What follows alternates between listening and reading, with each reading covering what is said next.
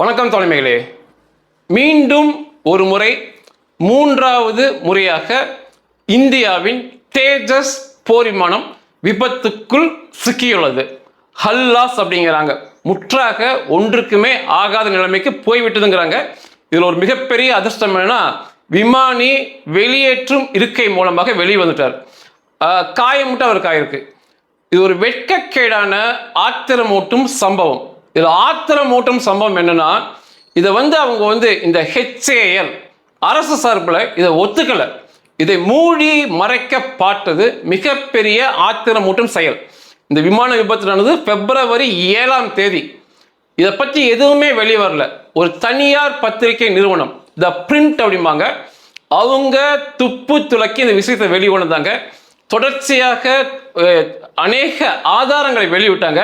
அதுக்கப்புறம் நேற்று நமது இந்திய அரசு சார்பாக அதை ஏற்றுக்கொண்டு பெரிய விபத்துலாம் இல்லை, ஹல்லாஸ்லாம் ஆகலை, சின்ன விபத்துங்கிறாங்க. மக்களுக்கு ஒரு காரியத்தை தெரியப்படுத்தாம மூடி மறைக்கிறாங்கன்னா அது மிகப்பெரிய இந்த மக்களுக்கு செய்யும் துரோகம். இந்த மக்களின் வரிப்பணத்தில் தான் அரசே இயங்குது. அது முதல்ல அவங்க யோசிக்கணும். அரசு என்பவர்கள் அவர்கள் வாங்கும் சம்பளம், அவர்கள் அனுபவிக்கும் அத்தனை சலுகையுமே இந்த மக்களின் வரிப்பணம் தான். ஒரு தேஜஸ் போர் விமானம் அடி வாங்குது அப்படின்னா 500 கோடி ரூபாய் இன்றைக்கு லாஸ் ஆயிடுச்சுன்னு அர்த்தம். நஷ்டமாகிவிட்டது மக்களின் பணம். அது மக்களுக்கு தெரியப்படுத்த வேண்டும். விபத்து என்பது சகஜமான ஒன்று. நான் அதெல்லாம் குறைய சொல்ல மாட்டேன்.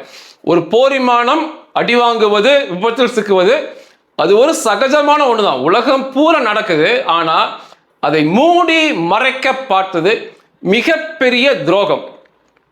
இது என்னத்தை காட்டுது அப்படின்னா, இந்த தேஜஸ் போர் விமான விபத்து இந்த HAL, அதாவது ஹிந்துஸ்தான் ஏரோநாட்டிக் லிமிடெட், இந்த மத்திய அரசு நிறுவனத்தை முழுக்க முழுக்க தனியார் மயம் ஆக்கினால் மட்டுமே இன்னும் தலை சிறந்த போர் விமானங்கள் வரும், அதிக எண்ணிக்கையில் உற்பத்தியாகும், இந்தியாவை தாண்டி நம்ம வெளிநாடுகள் விற்று சாதிக்க முடியும்.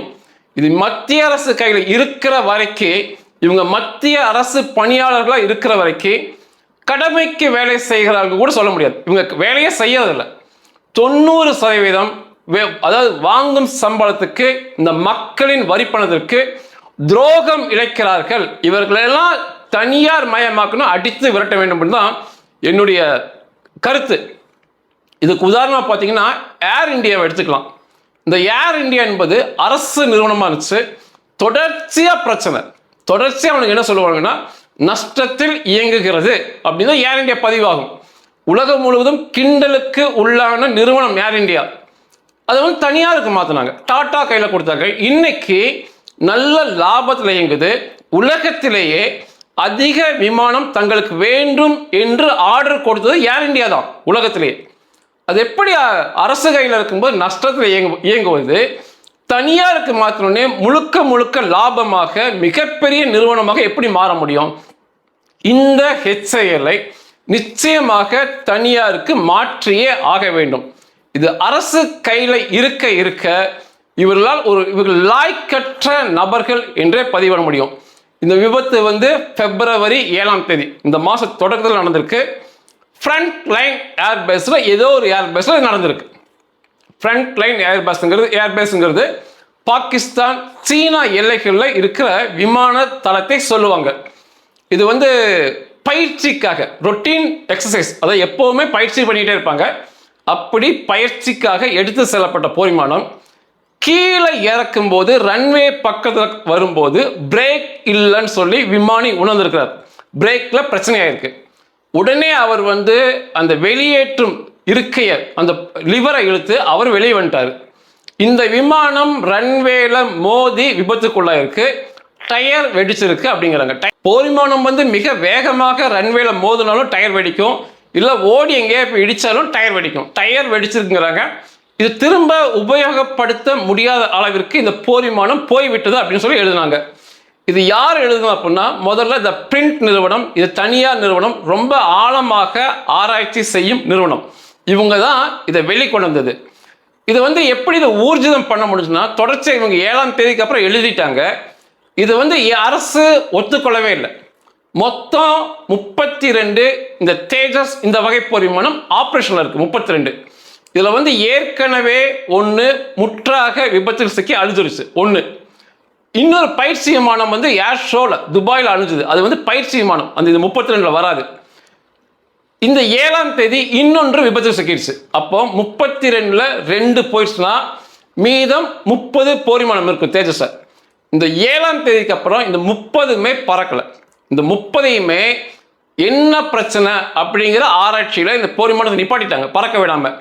அது வந்து இந்த பிரிண்ட் நிறுவனம் எழுதுறதுக்கு அந்த ஆதார் எழுதிய செய்தியை ஊர்ஜிதம் செய்வது போல் அமைஞ்சு. ஏன்னா தேஜஸ் தொடர்ச்சியாக பறக்காது, அந்த எக்ஸசைஸ் பண்ணாது. அதுக்கப்புறம் பிற பத்திரிகைகள்லாம் இது எழுதும் போது வேற வழியே இல்லாமல் நேற்று ஒத்துருக்குறாங்க இந்திய அரசு சார்பாக. விபத்து சந்திச்சது உண்மைதான், ஆனால் மிகப்பெரிய அளவு நஷ்டம் இல்லை, சின்ன பிரச்சனை தான். அது விமானி வெளியே வந்துட்டாரு, அவர் நல்லா இருக்கிறாரு, நாங்கள் அதை சரி பண்ணுறோம் அப்படின்னு இருக்காங்க. இது ஒரு வெட்கக்கேடான விஷயம். இந்த ஹெச்ஏஎல் பண்ணுறது தயாரித்து கொடுத்ததே 32 தான். அந்த 32ல் 2 நஷ்டமாயிருக்கு. இந்த தேஜஸ் விபத்தில் சிக்குவதை வச்சு பார்க்கும்போது இந்த ஹெச்ஏஎல்லின் உற்பத்தி அவருடைய திறமை ஒரு கேலிக்குரியதாக வெட்கக்கேடானதாக அமைஞ்சிருக்கு. ஏன் அப்படின்னா இந்த தேஜஸ் போர் விமானம் இதுவரைக்கும் சண்டைக்கே போல. ரொம்ப முக்கியம், தேஜஸ் போர் விமானம் இப்போ வரைக்கும் சண்டைக்கு நம்ம அனுப்பல. ஆபரேஷன் சிந்தூரில் கூட இந்த தேஜஸ் பங்கேற்றதான் தெரியல. பொதுவாக போர் விமானம் பங்கு பெற்றுன்னு சொல்லி முடிச்சுட்டாங்க. இது ஒரு மேலாதிக்க சிந்தனை இந்திய அரசு செய்வது. ஒரு தாக்குதல் நடத்துறாங்க, எத்தனை போர் விமானம் கலந்துகிட்டது, அது என்னென்ன போர் விமானம் போச்சு, என்ன தாக்குதல் நடச்சு விரிவாக சொல்ல வேண்டியது மக்களுக்கு. அது எதுவுமே சொல்லாம போர் விமானத்தை அனுப்பணும் அப்படின்னாங்க. இந்த தேஜஸ் போர் விமானம் சண்டைக்கு கலந்து கொள்ளாமையே இதுவரைக்கும் 3 இழந்திருப்பது மிக வெட்கக்கேடான விஷயம். அது இன்னொன்று, இந்த போர் விமானத்தின் என்ஜினும் நம்மளதில்லை. இந்த என்ஜின் அமெரிக்காவிலிருந்து இறக்குமதி செய்யப்படுது. ஒரு போர் விமானத்தில் என்ஜின் என்பது 40% வரை விலையிலும் பிற காரியத்திலும் 40% பிடிக்கும். அது நம்ம அமெரிக்காவிலிருந்து தான் வாங்கிட்டு இருக்கோம். இப்படி ஒரு போர் விமானத்தை செய்து கொடுத்ததற்கு ஹெச்ஏஎல் அவர்கள் தான் வெட்கப்படணும். இது வந்து இன்னைக்கு நேற்று வந்த விஷயம் இல்லை. கிட்டத்தட்ட 60 வருஷமா பாடுபடுறாங்க ஒரு தலை சிறந்த போர் விமானத்தை கொடுக்கணும்னு சொல்லி. நம்மோடு சேர்ந்து செய்ய ஆரம்பித்தவர்கள் ஸ்வீடன். அவங்க இன்னைக்கு எங்கேயோ போயிட்டாங்க. இவனுக்கு இன்னைக்குமே வெறும் 32 மட்டும் கொடுத்துக்கிட்டு அதுலேயுமே 3 வந்து விபத்தில் சிக்கினது ஏற்றுக்கொள்ள முடியாத செயல். இந்த லட்சணத்துல இந்த தேஜஸ் போர் விமானமே ஒன்று வந்து விபத்தில் சிக்குது அப்படின்னா 500 கோடி இழந்து விட்டோம் என்று அர்த்தம். அதற்கடுத்து 185 போர் விமானம் தேஜஸ் MK1 அப்படிம்பாங்க, நவீனமானது. அதுக்கு வந்து எப்படி உங்ககிட்ட ஆர்டர் கொடுத்தாங்கன்னே தெரியல. ஹெச்ஏஎலுக்கு 185 கொடுத்து ஆர்டர் கொடுத்துருக்காங்க. இப்போ வரைக்கும் 1 கூட அவர்கள் செய்து தரல. 1 கூட 2 தொகுப்பாக ஆர்டர் கொடுத்தாங்க. முதல்ல வந்து ஒரு 80 சில்லறை கொடுத்தாங்க, திரும்ப 90 சில்லறை கொடுத்தாங்க ஆர்டர் மத்திய அரசு. இப்போ வரைக்கும் ஒன்றையுமே செஞ்சு கொடுக்காம, செஞ்சு கொடுத்ததுமே சண்டைக்கு போகாம விபத்தில் சிக்கிறது. இது வந்து இவனுக்கு ஹெச்ஏஎல்லாம் இருக்க தகுதியற்ற நபர்கள். இதோட ஒப்பிட்டு பேசுனீங்கன்னா இந்த தேஜஸும் கிட்டத்தட்ட 40 வருஷமா பாடுபடுறாங்க. அதே சமயத்தில் ஆரம்பிச்சவங்க தான் ஸ்வீடனை சேர்ந்த சாப் JAS 39 கிரிஃபன் அப்படிம்பாங்க. நம்ம செய்ய ஆரம்பிக்கிற அதே தருணத்தில் ஸ்வீடன்லையும் செய்ய ஆரம்பிச்சாங்க. ஸ்வீடன் இந்தியாவை ஒப்பிட்டு பேசினா ஒரு எலிக்குட்டி மாதிரி சொல்லணும். நம்ம ஒரு யானை அப்படின்னா நமக்கு முன்னால ஸ்வீடன் எலியை போல தான் தோற்றம் அடிக்கும். அவ்வளோ சின்ன நாடு. 2 பேருமே இந்த போர் விமானம் செய்யும் போது லைட் காம்பேக்ட் இலகு ரக போர் விமானமா செய்ய ஆரம்பிச்சாங்க. 2 பேருமே ஒரே என்ஜினோட சிங்கிள் இன்ஜினோட செய்ய ஆரம்பிச்சாங்க. டெல்டா விங் பாங்க 2 போர் விமானம் பார்க்க ஒரே தோற்றத்தில் இருக்கும். இதில் என்ஜின் வந்து நம்ம முழுக்க இறக்குமதி செய்ய ஆரம்பிச்சோம் அமெரிக்காவிலேருந்து இந்த தேஜஸ் போர் விமானத்துக்கு. அவங்க என்ன பண்ணாங்கன்னா ஸ்வீடனில் இந்த வோல்வோ பஸ் பார்க்குறீங்க இல்லையா, வால்வோ, அதை தயாரிப்பது ஸ்வீடன் தான். அந்த வோல்வோ நிறுவனமும் அமெரிக்க GE நமக்கு வந்து என்ஜின் தர நிறுவனமும் சேர்ந்து அந்த அந்த கிரிஃபன் போர் விமானத்துக்கு தேவையான இன்ஜினை ஸ்வீடன்லேயே உற்பத்தி பண்ண ஆரம்பிச்சாங்க. டெக்னாலஜி 2 பேர்த்துக்கும் சொந்தமானது. அதிகமாக இந்த வோல்வோ நிறுவனம் தான் கையில் வச்சுருந்தாங்க. வோல்வோ நிறுவனம் உலக புகழ்பெற்ற நிறுவனம். மதிப்பீடு வந்து கிட்டத்தட்ட ஒரே அளவுக்கு தான் இருந்துச்சு. ஒரு போர் விமானம் வந்து நம்ம வந்து இன்னைக்கு MK1 750 கோடிங்கிறோம். அதே மதிப்பில் தான் இந்த கிரிஃபன் போர் விமானமும் வரும். 1980 காலகட்டத்தில் அதுக்கப்புறமே இந்த 2 பேருமே செய்ய ஆரம்பிச்சாங்க. இந்த ஸ்வீடனை சேர்ந்த நிறுவனம் இதுவரைக்கு 300 போர் விமானங்களை தயாரித்து உலகம் முழுவதும் விற்பனை செஞ்சுட்டாங்க.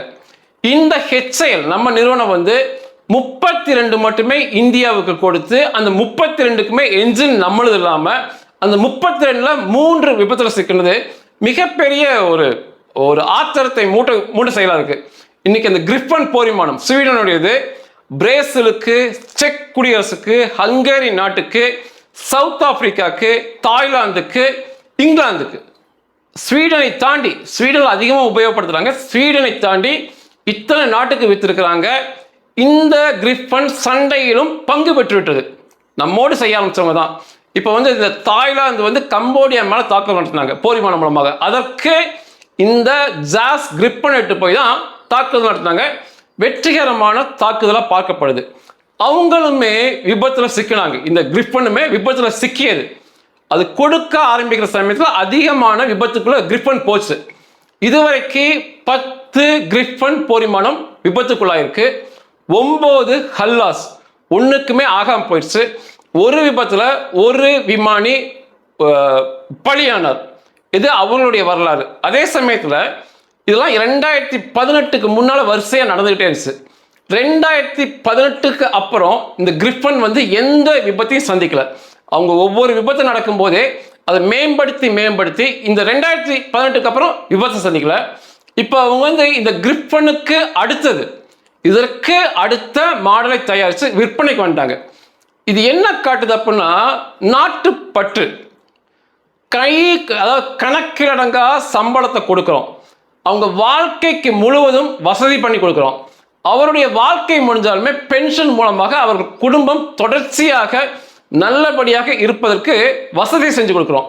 ஒரு சராசரி நபர் வந்து ஒரு இந்தியாவில் சம்பளத்தை வாங்குறதை விட இந்த மத்திய அரசு HAL நிறுவனத்தில் வேலை செய்கிறவங்களாம் பல மடங்கு வாங்குவாங்க. பாதுகாப்போட கேரண்டி இருக்கும். ரொம்ப முக்கியம். நம்ம இன்னைக்கு வேலைக்கு போகிறோம், நமக்கு நாளைக்கு அந்த வேலை இருக்குமாங்கிற கேரண்டி நமக்கு கிடையாது. தினம் பாடுபடுறோம் ஒரு சொற்ப பணத்துக்கு. இவனுக்கெல்லாம் அப்படி இல்லை. முழுக்க அவனுக்கு வாழ்க்கைக்கு நம்ம கேரண்டி தரோம்.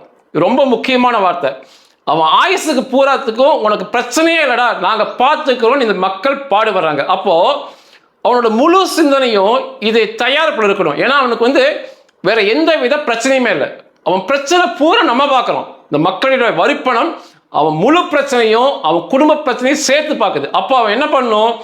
அவன் சிந்தனை முழுக்க அந்த தயாரிப்பில் காட்ட வேணும். அந்த நாட்டு பற்று, இந்த மக்களின் மீதான பற்று எதுவுமே இல்லாமல் இப்படி துரோகிகளாக வெட்டித்தனமாக ஊதாரித்தனமாக வேலை செய்வது எரிச்சலை வர வைக்குது. நீங்கள் வந்து நான் சொல்றத வந்து உங்களுக்கு ஒரு ஆத்திரம் வர வைக்கலாம். ஒரே சமயத்தில் தான் கிரிஃபனும் தேஜஸும் செய்ய ஆரம்பிச்சாங்க.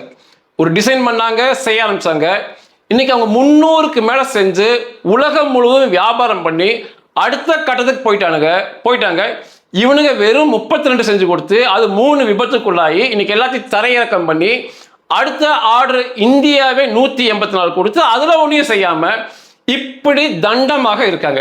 நிச்சயமாக மத்திய அரசு இதை தனியாருக்கு மாற்ற வேண்டும். இந்த தேஜஸ் போர் விமானம் இப்ப வந்து பறக்க ஆரம்பித்த பிறகு 2024 மார்ச் 12ஆம் தேதி ஜெய்சால்மர் என்ற பகுதியில் விபத்துக்கு உள்ளானது. இது ஹல்லாஸ் ஒன்றுத்துக்குமே ஆகாம எரிஞ்சு போச்சு. தேஜஸ் விமானி வந்து அதிர்ஷ்டவசமாக வெளியே தப்பிச்சு வந்துட்டார். இது முதல் விபத்து.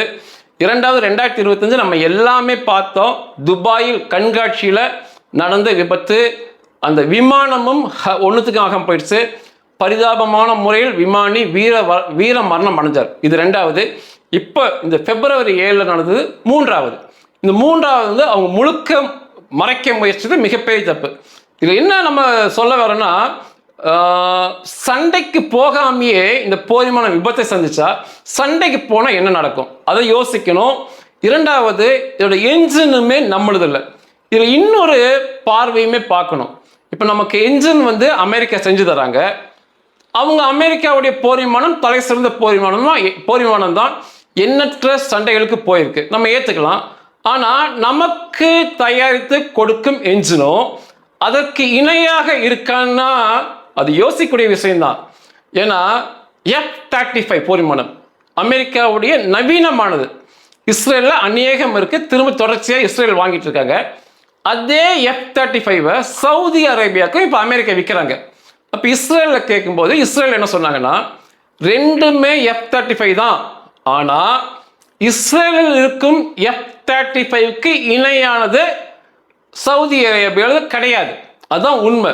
அப்போ இந்த என்ஜின் அமெரிக்கா என்ஜின் சிறந்த என்ஜின் தான், நமக்கு கொடுக்கிற என்ஜினும் அதை போலவா அப்படிங்கிறத நம்ம தான் பார்க்கணும்.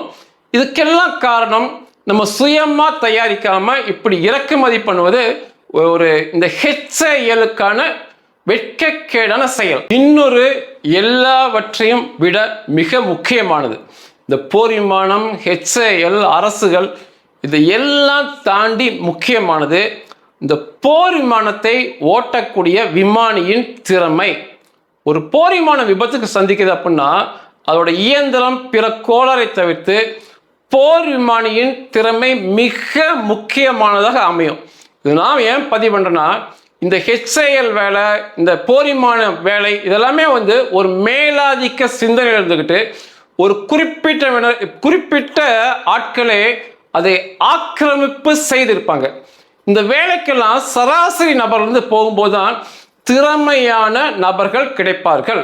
இந்த போர் விமானம் ஓட்டுறதுக்கெல்லாம் சராசரியாக இருந்து ஒரு அடிச்சாட்டிலேருந்து ஒரு ஆள் போகும்போது தான் மிகச்சிறந்த போர் விமானி கிடைப்பார். அதுக்காக தான் நான் இதை பதிவு பண்ணுறேன். இப்போ அவன் ஒரு பெரிய கோடீஸ்வரனாக இருக்கலாம், மிகப்பெரிய BMW வாங்கியிருக்கலாம், ஆனால் சிறந்த முறையில் ஓட்டுறதுக்கு அவனுக்கு வக்கு இருக்காது. அவன்கிட்ட பணம் இருந்திருக்கலாம், BMW வாங்கலாம், ஓட்டும் வக்கு திறமை அவனுக்கு இருக்காது. அது பிற நாடி தான் ஆகணும். அதே போல இதுக்கு அடித்தட்டு மக்கள் வரும்போது தான் இந்த போர் விமானங்கள் இன்னும் திறமையாக ஓட்டப்படும். என்ன சொல்லுவாங்க, என்ன சொல்லலாம் அப்படின்னா, 2 போர் விமானங்கள் 2 நாட்டோட சண்டையில் ஈடுபடுது, எதிரெதிர் டாக் ஃபைட் அப்படிம்பாங்க அந்த போர் விமானம் சண்டை போடுறத. இப்போ அந்த 2 போர் விமானத்தில் நவீனமானது விலை உயர்ந்து ஜெயிக்காது. எந்த போர் விமானத்தை மிக திறமையான விமானி ஓட்டுறாரோ அந்த போர் விமானம் தான் சண்டையில் வெற்றி பெறும். அந்த போர் விமானம் அமெரிக்காவோடதா இருக்கலாம், F-35 இருக்கலாம், F-35 இருக்கலாம், மிக விலை உயர்ந்ததா இருக்கலாம். ஆனால் மிக் போர் விமானத்தை வைத்திருக்கிற திறமையான விமானி அதை வந்து ஒண்ணுமே இல்லாமல் அடிச்சிருவாரு. இந்த போர் விமானங்களில் பறக்கிறது, தாக்குதல் நடத்துறது எல்லாத்துக்குமே விமானியின் திறமை மிக முக்கியம். இந்த போர் விமானத்தில் மிக சிக்கலான காரியம், பிற வாகனத்தை ஓட்டுவதற்கும் இந்த போர் விமானத்தை ஓட்டுவதற்கும் வித்தியாசங்கள் இருக்கு. இந்த போர் விமானத்தில் சிங்கிள் சீட் போர் விமானத்தை, அதாவது தேஜஸ்லாம் சிங்கிள் சீட் தான், ஒரே ஒரு இருக்கை மட்டுமே இருக்கும். இதை ஓட்டுறவரும் அவரே தான், ஆயுதங்களை கையாள்பவரும் அவரே தான், அந்த எதிரி நாட்டிலிருந்து தப்பிச்சு வரணும்னா அதுவுமே அவரே தான் செய்யணும், தாக்குதல் நடத்தணும்னா அது அவரே தான் செய்யணும், எல்லா காரியத்தையுமே செய்யணும், மின்னல் வேகத்தில் செய்யணும். போர் விமானங்கிறது 1000 கிலோமீட்டர் வேகத்தை தாண்டி போயிட்டு இருக்கு ஒரு மணி நேரத்துக்கு. இவ்வளோ வேகமாக பறக்கவும் செய்யணும், தாக்குதல் நடத்தணும், ஆயுதங்களை கையாளணும், தப்பிக்கவும் செய்யணும். எங்கெங்கே எதிர ஒரு போர் விமானம் வரலாம், ஏவுகணை வரலாம், அதிலிருந்துலாம் அவர் தப்பிக்கணும். எல்லா காரியத்தையும் செய்யும்போது அவர் மிக நுண்ணறிவு மிக்கவராக இருக்க வேணும். நிச்சயமாக அவர் ஓட்டும்போது அவருக்கு எதிராக வந்து எல்லாம் மின்னணு ராட்சசனை அவர் கையாள வேண்டியதாக இருக்கும். அதனால வந்து இதை போல சிக்கலான வேலைகளுக்கு அடிப்படையிலிருந்து ஒரு திறமையுள்ள நபரை எடுப்பதுதான் மிகச்சரியா இருக்கும். அது ஒரு அரசு பள்ளியா இருக்கலாம், வேற தனியார் பள்ளியா இருக்கலாம். ஒரு திறமையுள்ள நபர்களுக்கு வாய்ப்பளித்து சொல்லிக் கொடுத்து அவங்களை மேற்கொண்டு வரும்போது தான் இந்த போர் விமானங்களை மிக சிறந்ததாக ஓட்டும் விமானிகள், போர் விமானங்களை, பயணிகள் விமானங்களை ஓட்டும் விமானிகள் நம்ம கிடைப்பாங்க. இல்லைன்னா ஒரு சாராரே அதை ஆக்கிரமிப்பு செய்து இப்படி விபத்தில் சிக்க வைப்பது வாடிக்கையா போயிடும். அதனால் அரசு நிச்சயமாக இந்த HALஐ தனியார் மயமாக்க வேண்டும். இந்த போர் விமானங்கள், பயணிகள் விமானம் ஓட்டுறதை மிக எளிதாக்கி இந்த அரசு பள்ளிகளை சின்னதிலிருந்தே சொல்லிக் கொடுத்து அடித்தட்டு மக்கள் இருந்து சிறந்த திறமையுள்ள நபர்கள் அடித்தட்டு தான் இருக்கிறாங்க, அவங்களை எடுத்து விமானி ஆக்கும்போது தான் இந்த விபத்து இல்லாத போர் விமானங்கள், பயணிகள் விமான பயணங்கள் நடைபெறும். நன்றிகள்.